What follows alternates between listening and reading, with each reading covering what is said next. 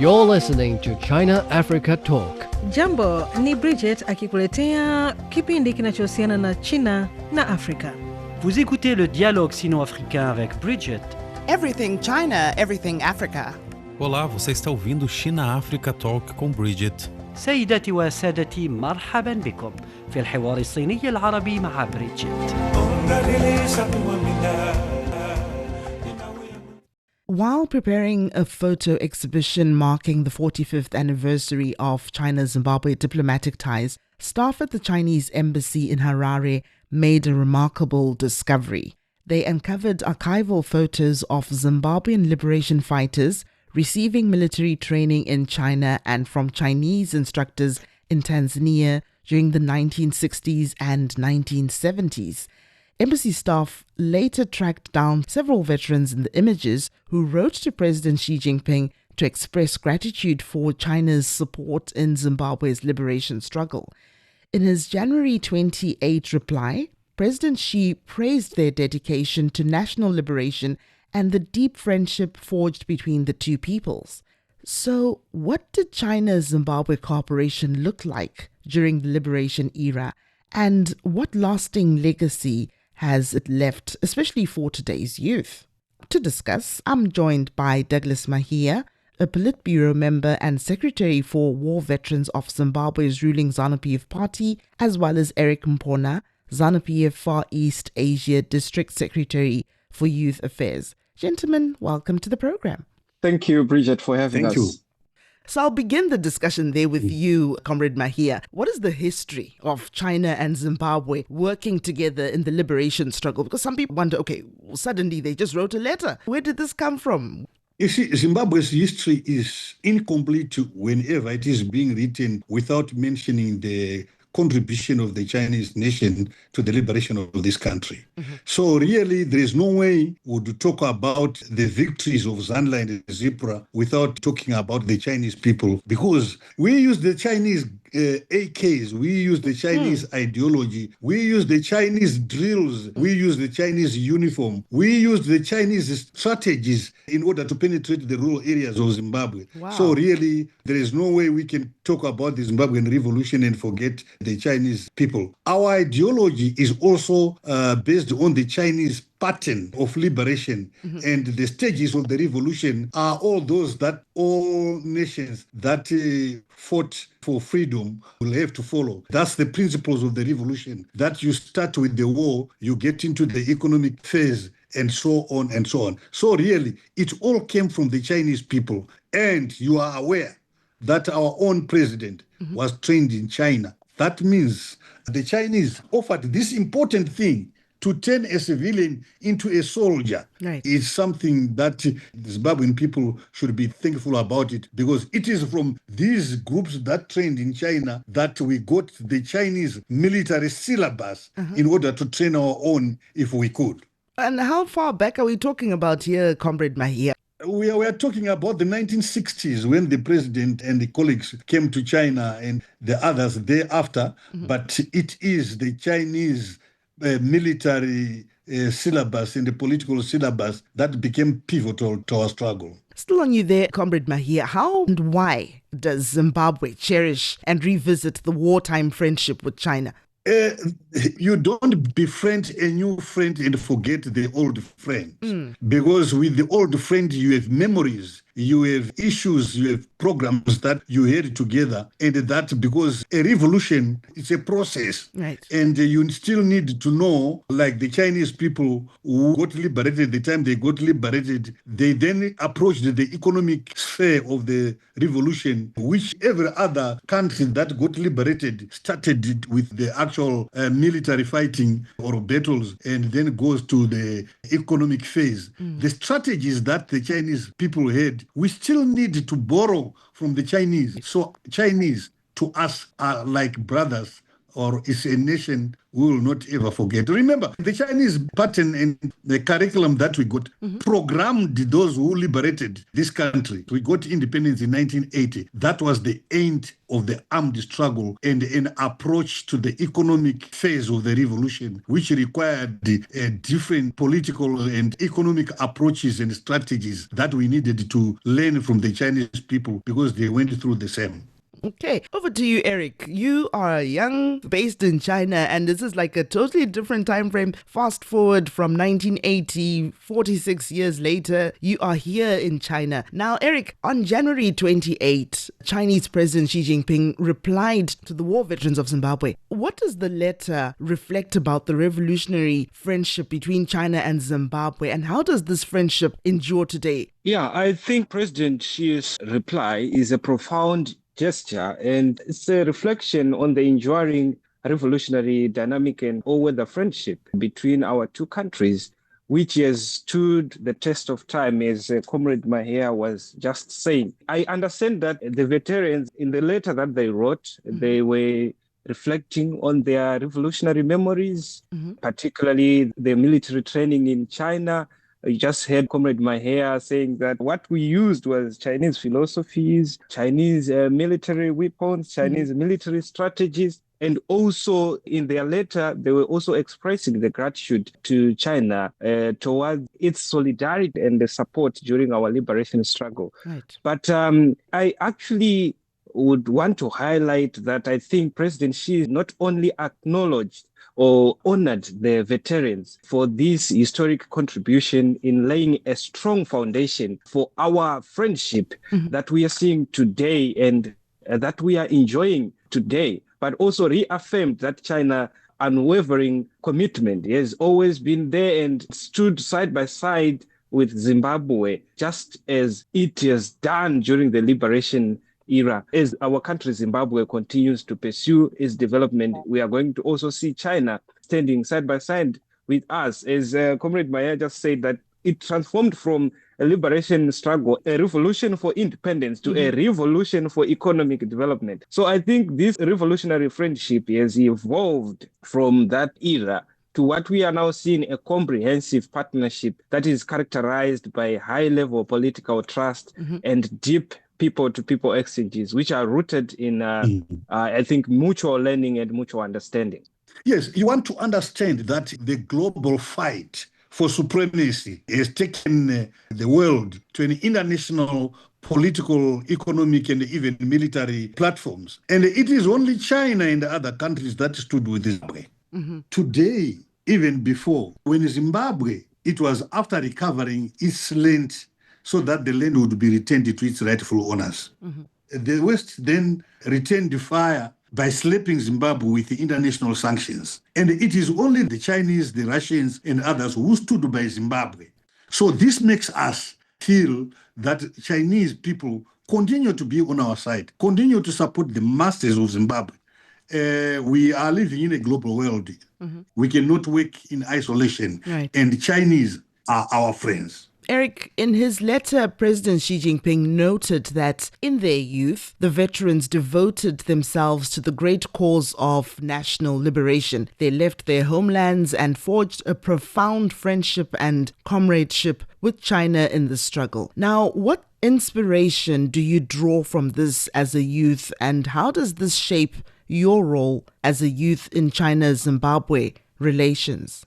I believe that President Xi's reply will also play a pivotal role in encouraging veteran comrades like Comrade Mahia to pass their revolutionary wisdom and legacy on to the generation of ours so that we can carry this torch forward. So as a Zimbabwean young man who is actually studying in China at the moment, I feel a deep respect for our veteran comrades. In a way, we are actually effectively following their footsteps. We are effectively following their path. They came here to learn how to liberate our nation. We are here to learn how to develop it. So I was actually looking at the statistics. You know that around 2000, there were only 4 Zimbabwean students who were studying in China. And if you take a look at the statistics of 2018, there were 5,225 Zimbabwean students studying here.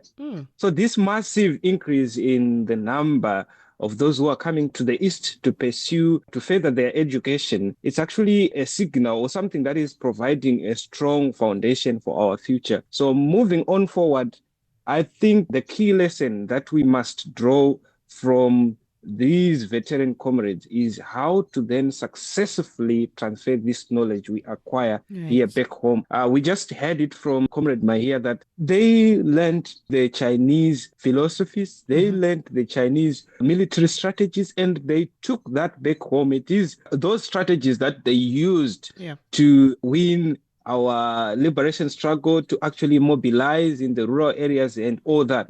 So for us, the young people who are studying here in China or who are pursuing some entrepreneurship endeavors in today's China, what can we learn from here and how are we going to take that back home? I think we must strategically position ourselves within Zimbabwe-China relations, bearing in mind that the sustainability of our ties and our future engagements now rests in our hand. The ball is in our court. So the lessons, I think there is much that we can learn. But I think this part of taking what we have learned here to make it useful back home is actually one that is more important and critical.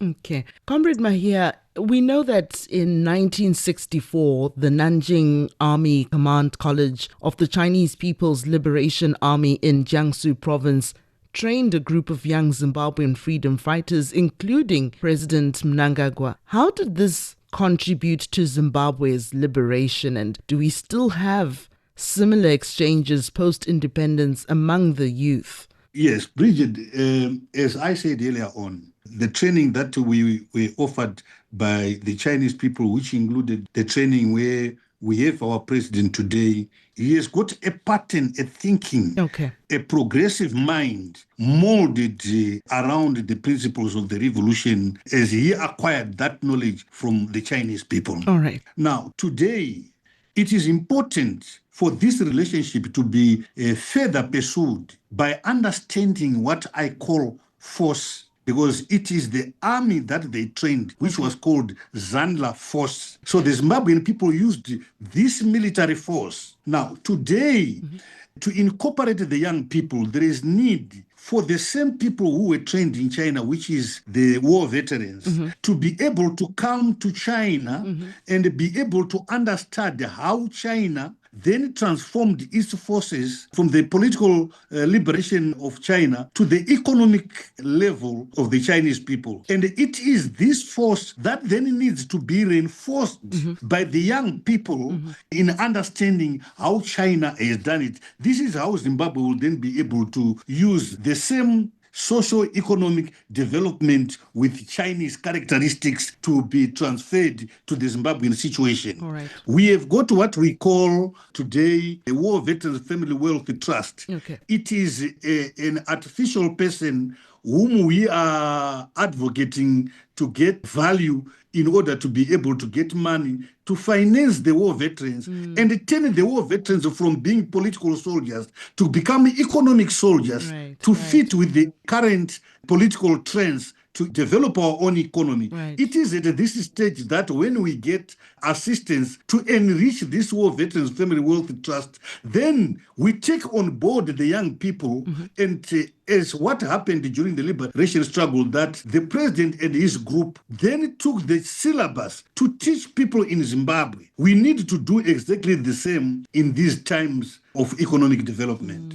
It's interesting that you've mentioned that, because a lot of times, even when I speak to not just people from Zimbabwe, but from around the continent, people say, okay, maybe we need to do a bit more towards changing the economy with the same energy that we had to liberate our country. That's correct. But we now need, some scholars would sometimes say, it's like we stuck. People are relying on the youth, people like Eric, to then, march the way forward in changing the economies of African countries. In the same way, Bridget, that the Chinese people assisted Africa to liberate itself by training them to commit their lives, the kind of commitment, the kind of loyalty, Yes. the kind of understanding, the political ideology that was then fit to fight the imperialists is what is required today to get the already trained people by the Chinese to come and understudy the manner in which the Chinese people did it.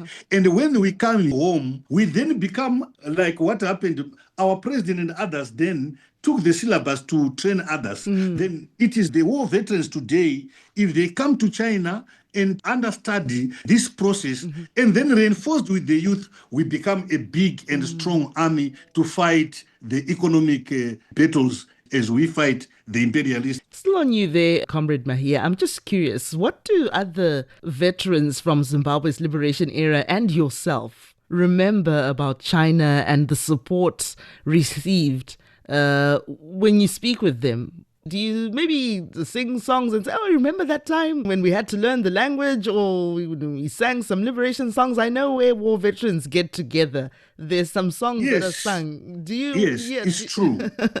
Chairman Mao was a philosopher. And it is from his teachings that the Chinese Liberation Army succeeded in defeating the enemy. And it is the same political material that was transferred from the Chinese army to the Zimbabwean revolutionary fighters. Okay. And it is this understanding that we had a song, which I can sing for you. Please. Because he was telling us how to behave as a soldier. All right. And it became a song. I can sing it for you if you want me to do that. Please. Kunenzira dzemasoja Dzekuzvibatana tsoterera aimtemo yose nenzira dzakanaka tisave tinotora zvinhu zvemasi yedu kuti masi inzwisise zvakanaka ngamsangano. So we could sing it. Every other Zanla person, if you get 5, they will sing it because it was sung next to every morning, next to every gathering, next to every other time in order to drill war veterans' minded training that it is important to do things the Chinese way. If they would come back to China, they would still sing that song, thanking the Chinese in the manner in which they trained us to be able to be strong enough to tackle the Ian Smith regime, say, army. Okay, just for the sake of the audiences that will not understand Shona, what does this song actually mean? Let me use the military term. It is commanding a Zimbabwean freedom fighter to speak with honor, to speak to the masses in a respectful manner, and that we shall not take anything from anybody without paying for it. We shall also not commit adultery during the liberation struggle. Okay. And that we should pay for everything that we take. We also were not allowed to, when we capture somebody, torture that person. You needed to treat him well and teach him or her, understand the reason why people of Zimbabwe were fighting against the then government of Ian Smith. Okay. So it is coming from Chairman Mao's philosophy. Wow. Wow. Profound. I had no idea. I've learned about this today. That's it. Wow. Eric, in retrospect, what legacy did the Chinese people and young Zimbabwean freedom fighters leave during Zimbabwe's liberation struggle in the China-Zimbabwe and China-Africa youth space?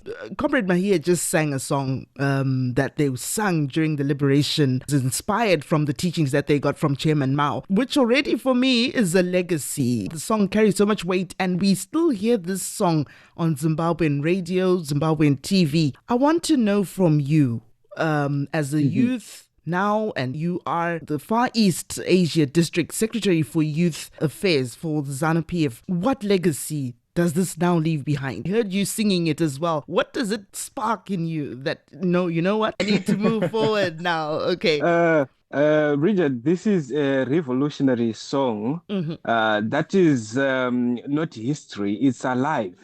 As you know that even today you will hear it on the radio, you will hear it you will see some of the clips and with this song being played as the background music on our national television. And as Comrade Mahia just mentioned, that this is a song that is based and it is rooted on Maoist thought and philosophy. And one of the most important parts of this philosophy is from the masses to the masses. I think you have heard when Comrade Mahia was singing that Tisava tinotora zvinhu zvemasi. So it's the emphasis is on the masses, that everything that we are doing, it should be people-centered. So yes, from the masses, you can also take the ideas from the masses, concentrate them and return them to the masses. So everything that we are doing is for the masses. So this is also one of the aspects that are part of our modern day philosophy as the party ZANU-PF.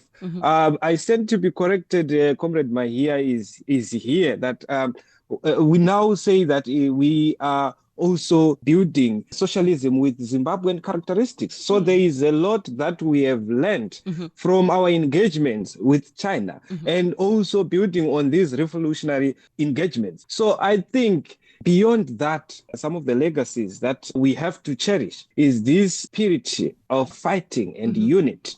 Unity between the masses and the leaders, the unity between our comrades and the masses, and also that unity as we are working towards a common goal as a people. As you always hear from our president, Comrade Dr. E.D. Mnangagwa, he always says that nyika inovakwa nevenhu vayo. So we are the builders of our own nation. These freedom fighters have fought for our independence. The boys in our court, as I was saying, to now fight for the development of our nation. And our Chinese comrades have always been there to support us.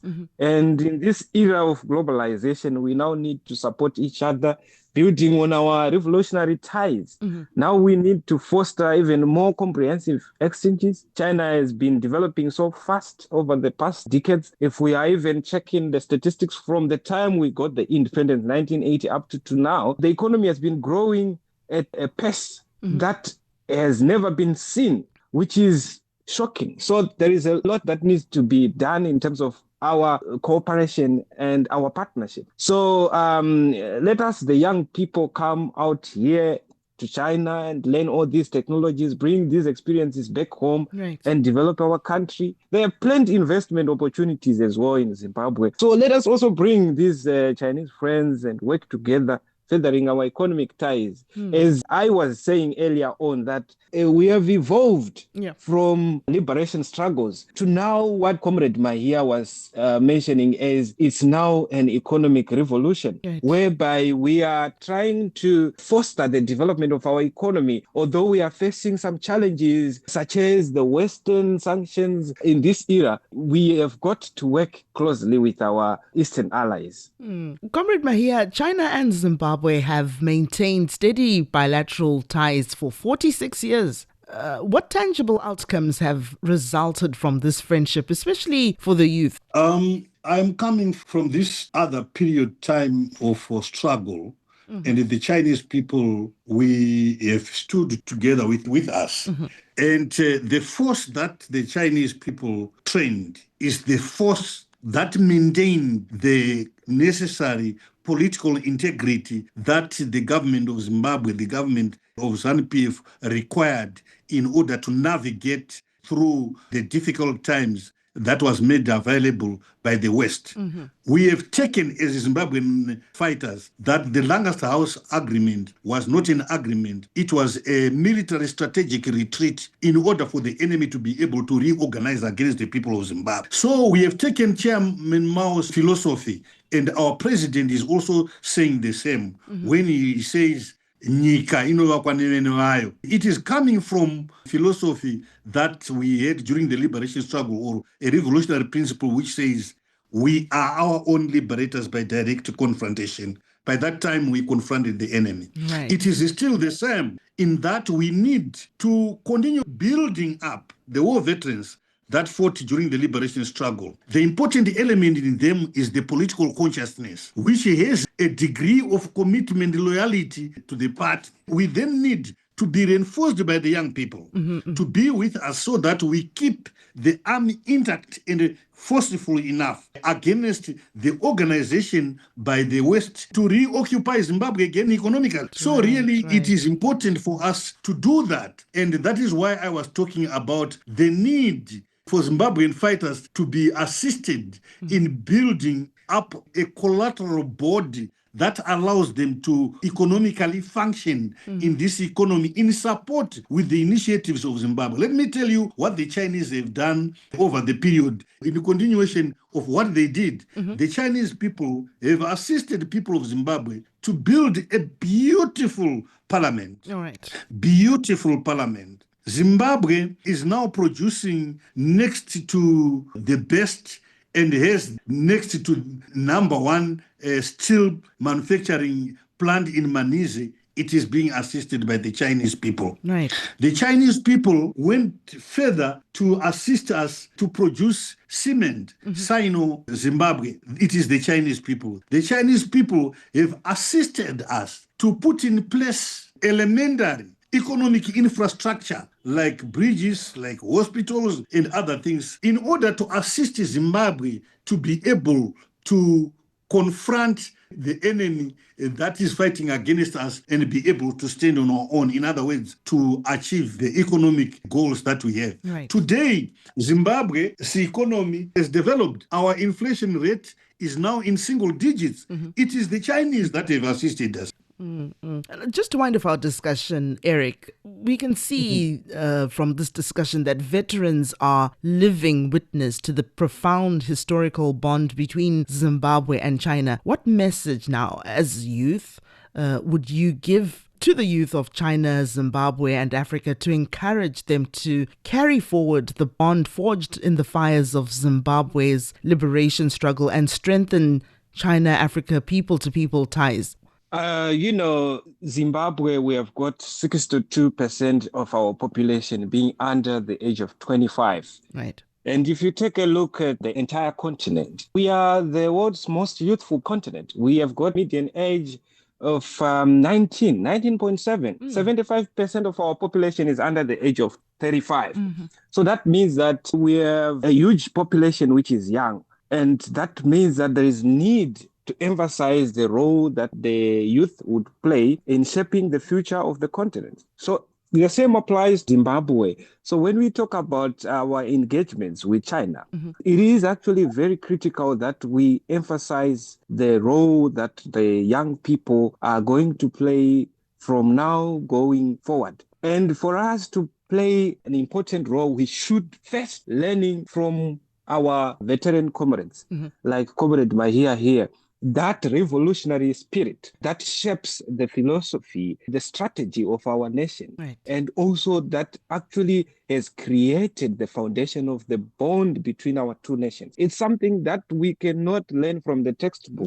These are experiences that we have to get from our elders. This is the time for us to learn those experiences, those revolutionary experiences. And now, going forward, we should be open-minded, have this spirit of innovation and coming out there, as I emphasized before, that as the young people, both from China and Zimbabwe, we should be motivated to move out of our countries as these veteran comrades did. That's something that is worth respecting and commenting. That spirit, coming all the way from Zimbabwe to China, learn those strategies, those philosophies, and taking everything back to see our nation being independent. So I feel like in this era today, we also have kind of similar responsibility, but we might not see it if we don't really capture that revolutionary spirit. We've got a responsibility to take the revolution from where it was left by our elders to the future, which is a transition that I was talking about from that military struggle to a now economic struggle, whereby we have got to lift a bunch of people out of absolute poverty. We have got to make sure that the masses' livelihoods are improved. We've got to make sure that our infrastructure is modernized. Mm-hmm. We have got to make sure that we are seeing modernization with Zimbabwean characteristics, learning from China. Mm-hmm. And our Chinese youth colleagues, they should also be motivated to go all the way to Zimbabwe, to Africa, Mm-hmm. to invest there, to also learn there. This is what we need to see Right. in this era. This is how our relations would get much better in the forward. future. Yeah. Oh, well, that brings us to the end of our discussion there. Comrade Mahia and Eric, thank you so much for your time. Thank you, Bridget. so much. Listeners, you can subscribe to our online newsletter on CGTN or Substack to get more insights on China-Africa relations. Just search China-Africa Talk. For now, it's goodbye. Thanks for listening. If you enjoyed this episode and you'd like to help support the podcast, please share it with others. Post it on social media or leave a rating and review. Thanks again. See you next time.